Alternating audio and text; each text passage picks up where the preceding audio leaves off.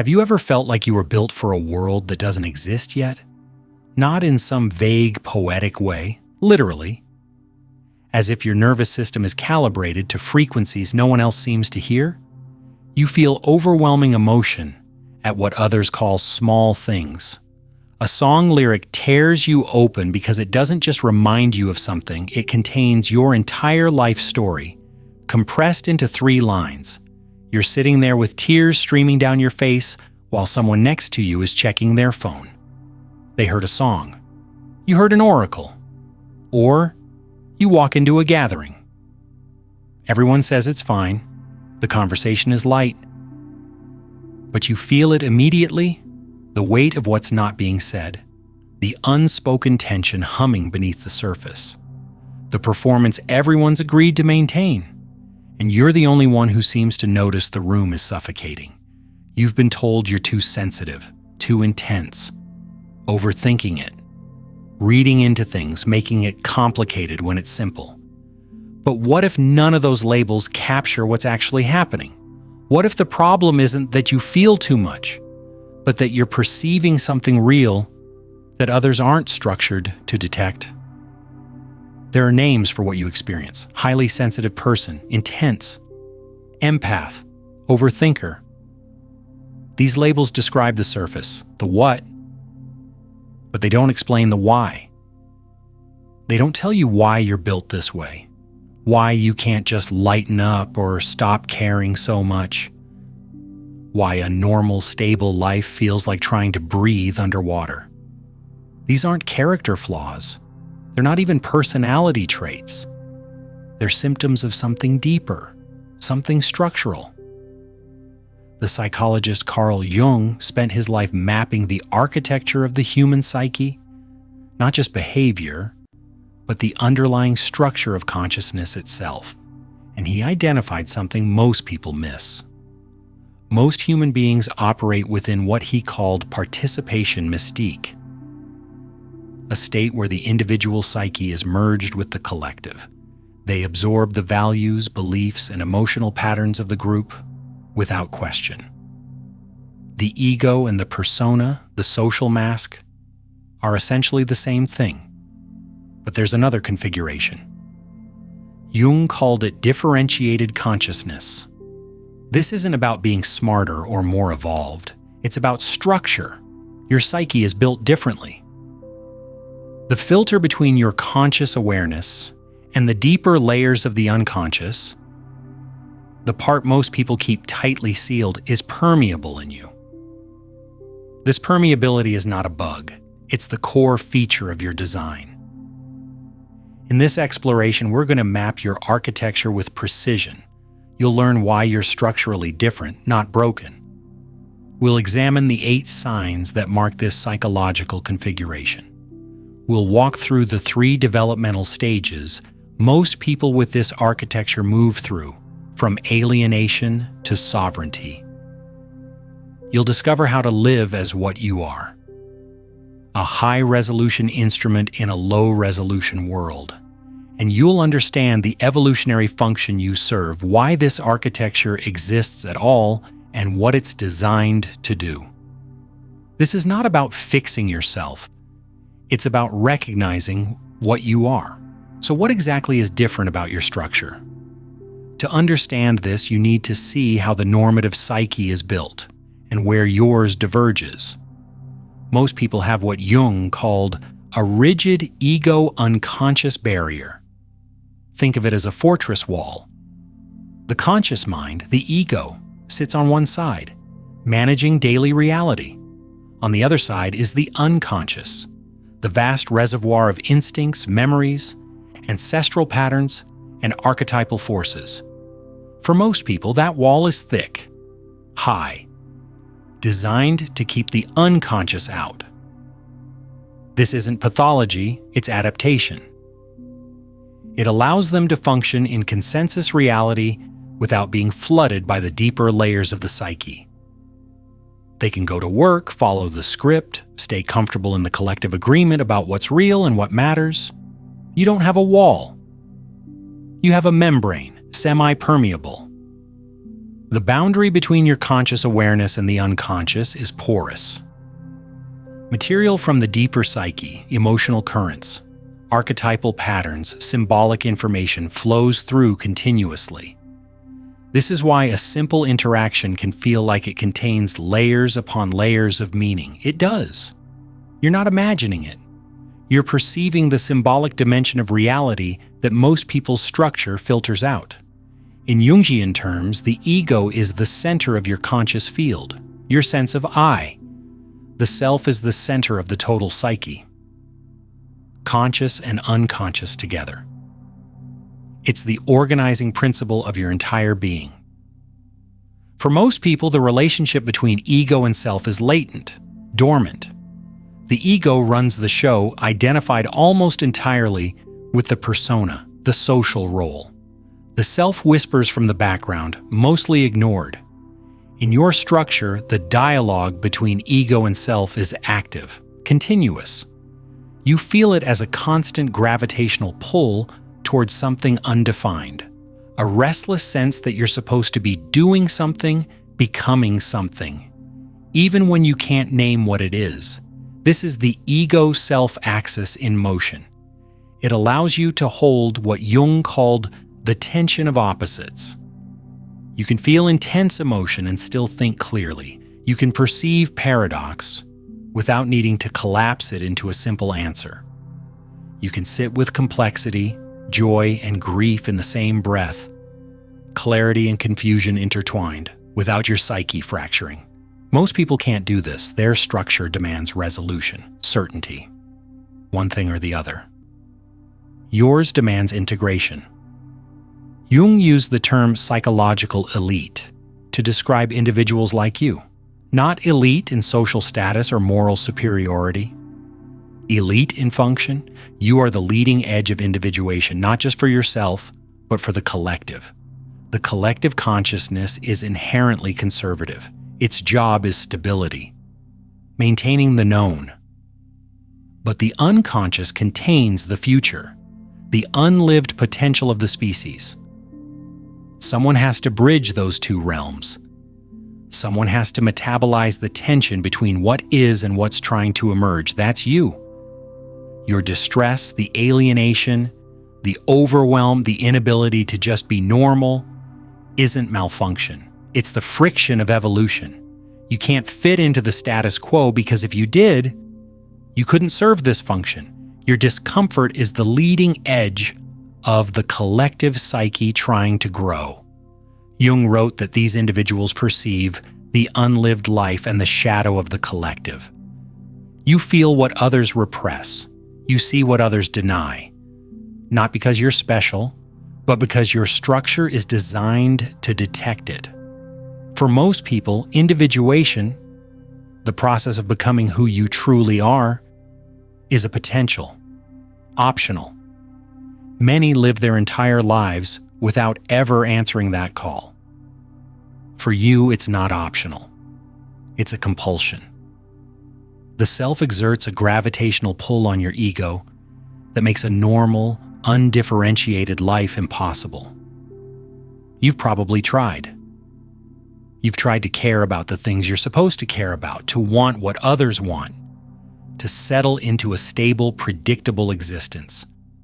And it suffocates you. That's not failure. That's your psyche rejecting a life that's too small for your architecture. When you resist this pull, the energy meant for growth and transformation turns back on itself. It becomes anxiety, depression, restlessness, neurosis. Your psyche is telling you, there's no going back. There's only through. Now that you understand the structure, let's map the lived experience. These are the 8 markers of differentiated consciousness. Not traits you can develop, but signatures of how your psyche is already built.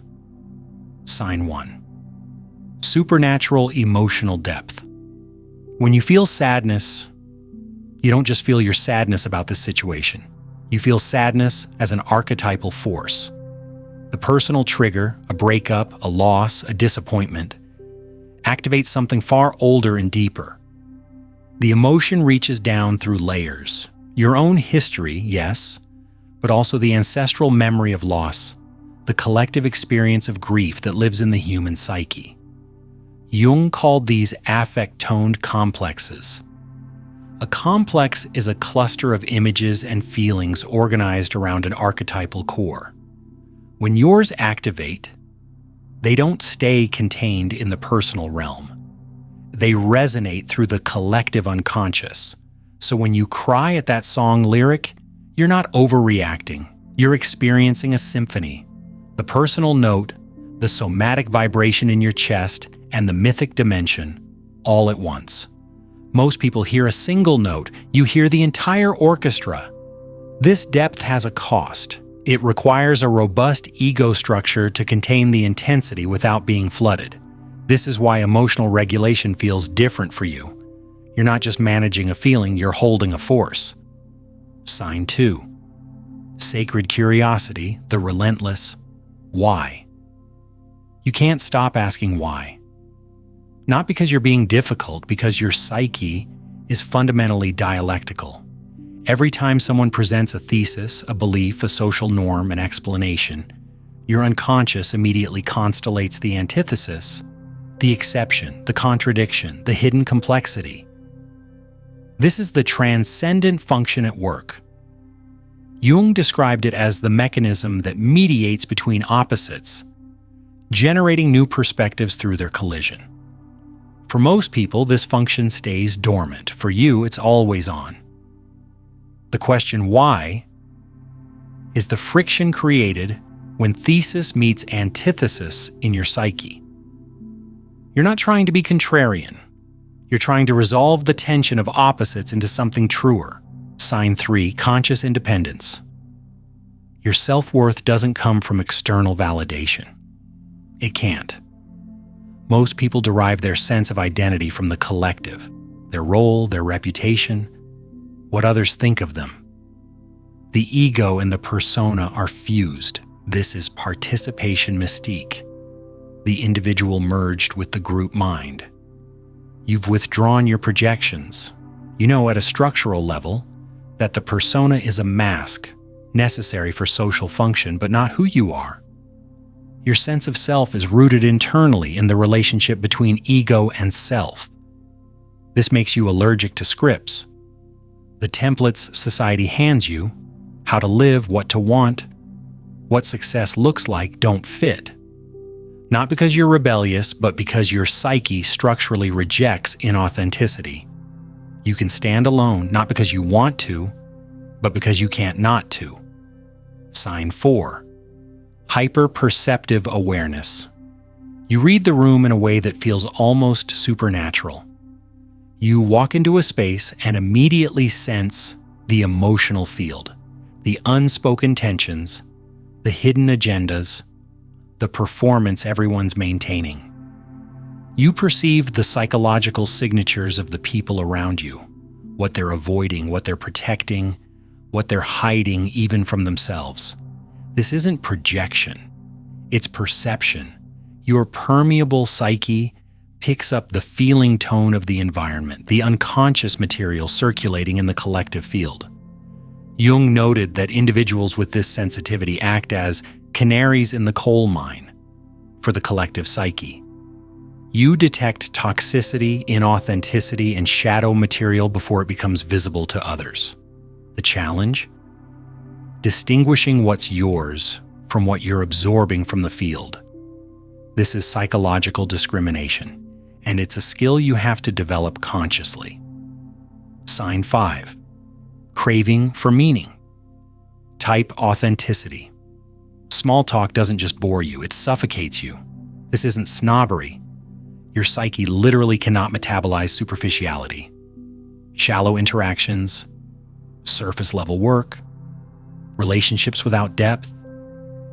These don't just feel empty, they feel like starvation. Jung identified different psychological types, each with a dominant function. But beyond type, your architecture demands symbolic and archetypal resonance. You need to touch the mythic layer of experience, the patterns beneath the surface, This is why you can't settle for a job that's just a job, or relationships that are just fine. Your psyche is wired to seek the numinous, the sacred, the meaningful, the truly real, the truly sign 6. Repeatedly outgrowing people. You don't lose people because you're cold or uncommitted. You lose them because your psyche moves through death-rebirth cycles. Every time you integrate a new level of consciousness, every time you confront shadow material, every time you shed an old identity, you transform. And the people who knew the previous version of you often can't follow. This is the individuation imperative in action. You're not choosing to leave. You're being pulled forward by the self, and staying would mean betraying your own development. From the outside, it looks like abandonment. From the inside, it's survival. Sign 7. Transformational presence. People confess to you, break down around you, wake up in your presence. This isn't something you do. It's what your field is. The healer archetype is active in your psyche, and it creates an induction effect.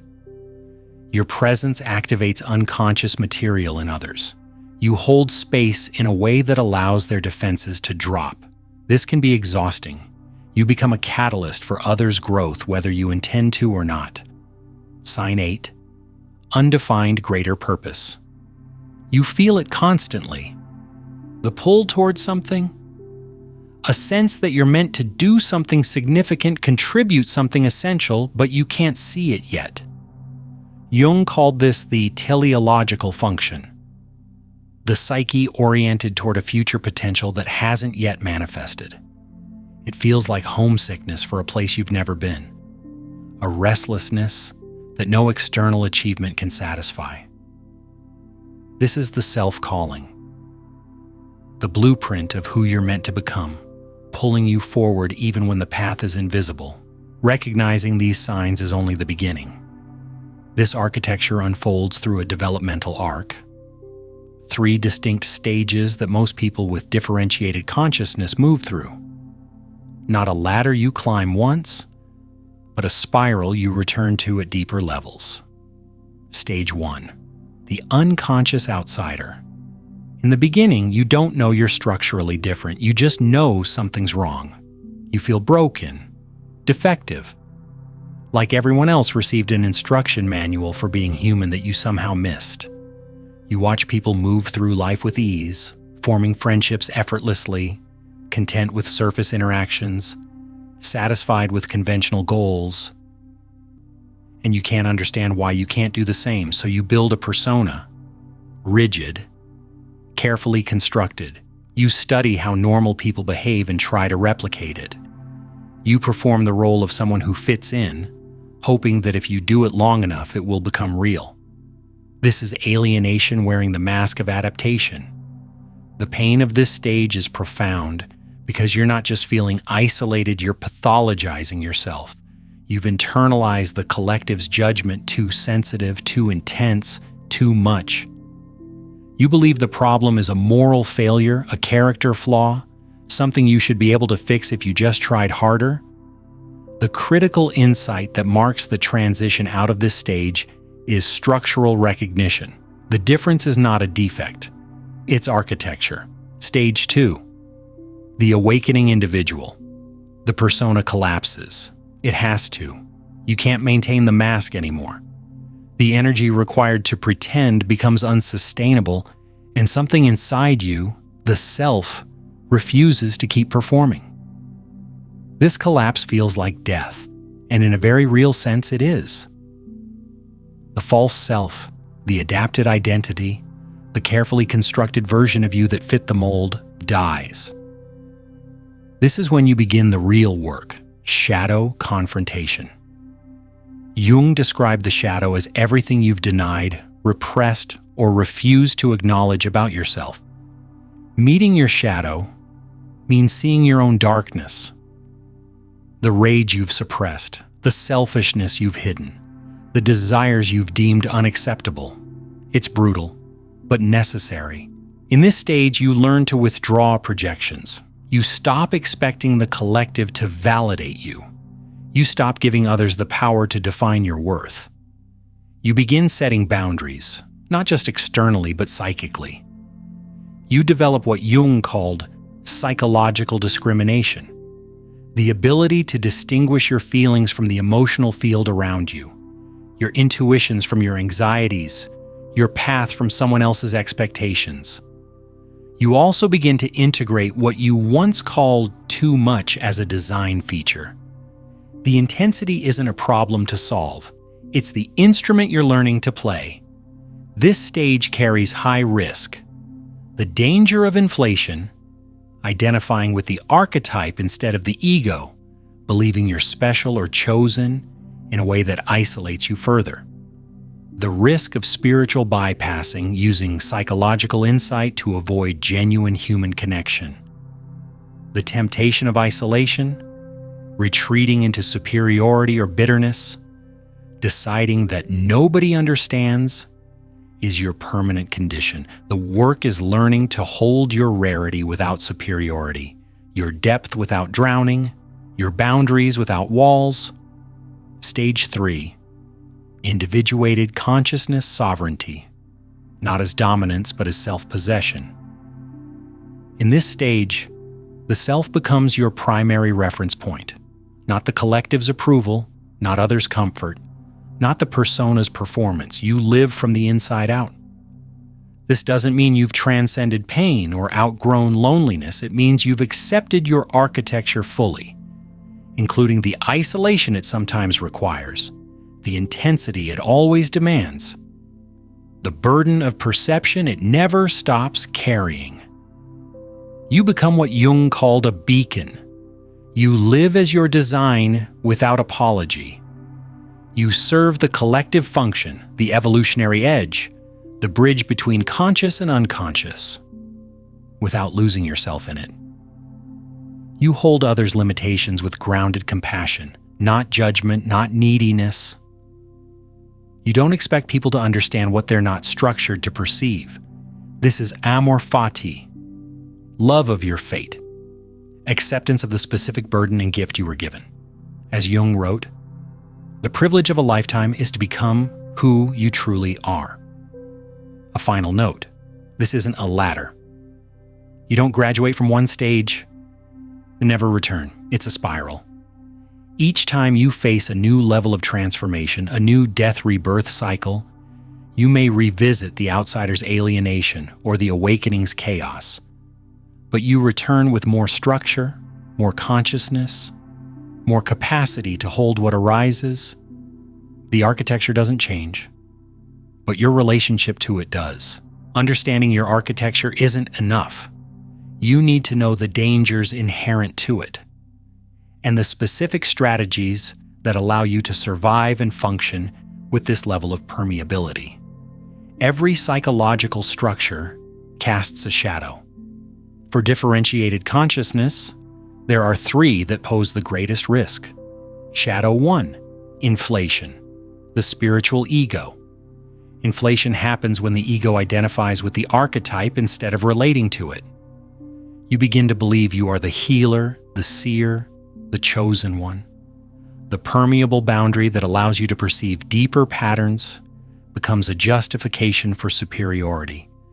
You stop seeing yourself as a human being with a specific structure and start seeing yourself as special, elevated above the unconscious masses. Jung warned that this is one of the most dangerous traps for individuating consciousness. The ego, overwhelmed by the numinous power of the self, inflates to match it. You lose your humanity. You become untouchable, unreachable, insufferable. The antidote is radical ordinariness. Remembering that you're a particular instrument, not the music itself. You're a bridge, not the destination. Your architecture is functional, not proof of superiority. Shadow 2. Energy vampirism and enmeshment. Your permeable boundaries make you vulnerable to what Jung called psychic infection, absorbing the emotional and psychological states of others without realizing it. Some people unconsciously feed on your energy. Jung observed that certain individuals lack their own connection to the source, the self, and so they drain others to feel alive. These are the light dimmers. They don't do it maliciously. They do it because their psyche seeks what it's missing, and you radiate it. The danger isn't just depletion, it's enmeshment. You lose the ability to distinguish your feelings from theirs, your path from their needs, your energy from the collective field. You become a container for everyone else's unconscious material, and your own individuation stalls. This is why boundary work isn't optional. You must learn to close the psychic gates, not permanently, but consciously. To say no, not just with words, but energetically. To practice what Jung called psychological discrimination, distinguishing what's yours from what you're picking up from the field. Shadow 3, isolation and misanthropy. The opposite danger, retreating so far into yourself that you lose connection to the human altogether. You begin to believe that nobody can understand you, so why bother trying? You frame your isolation as wisdom, your withdrawal as clarity, but what you're actually doing is hardening, turning your membrane into a fortress after all, just from the inside.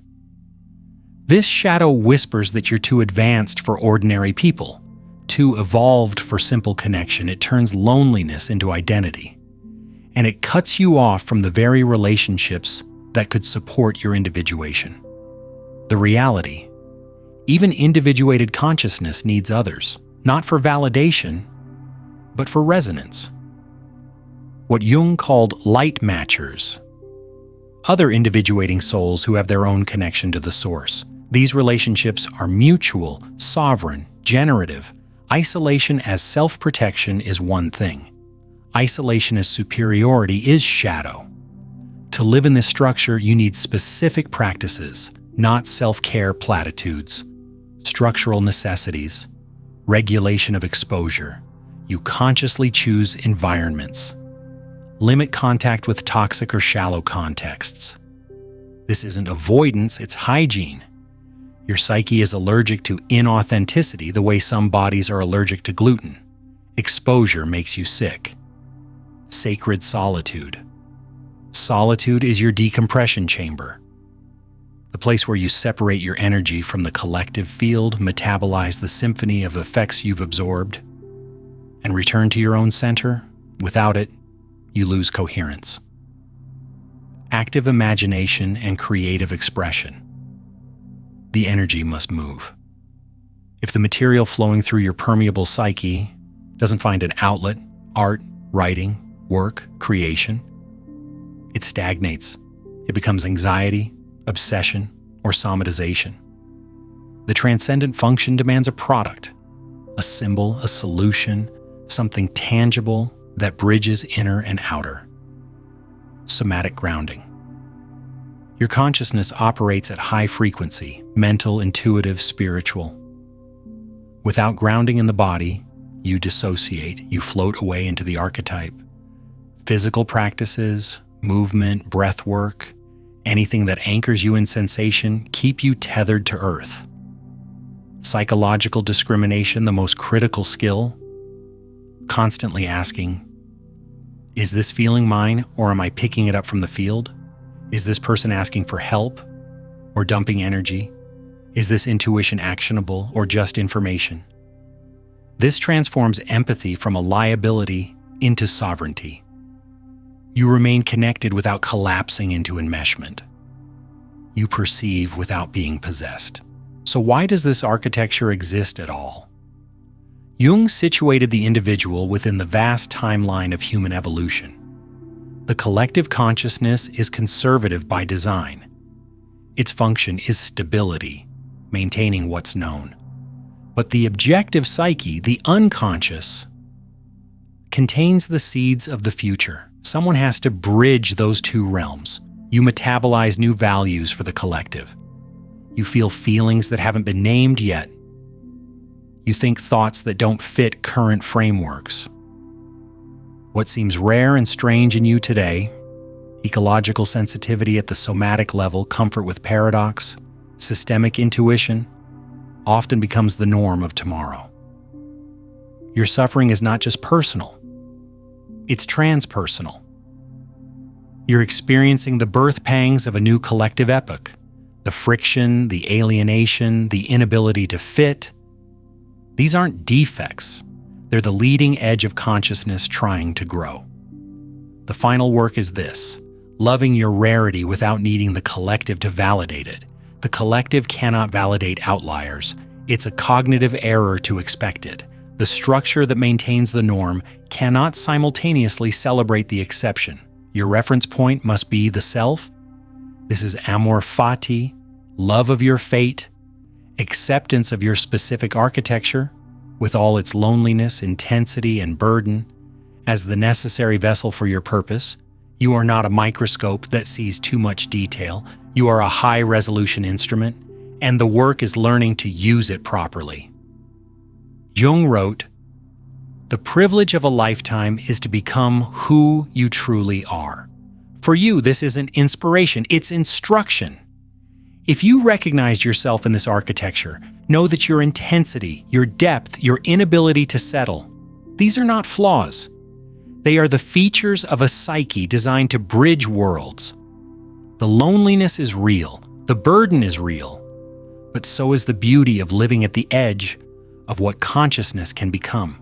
Thank you for exploring this with me. If this resonated, I invite you to like and subscribe. This work deepens when we're not alone in it. Share this with someone who might recognize themselves here, and leave a comment with your reflections. What stage are you in? What sign hit hardest? Thank you for doing this consciousness work. See you in the next exploration.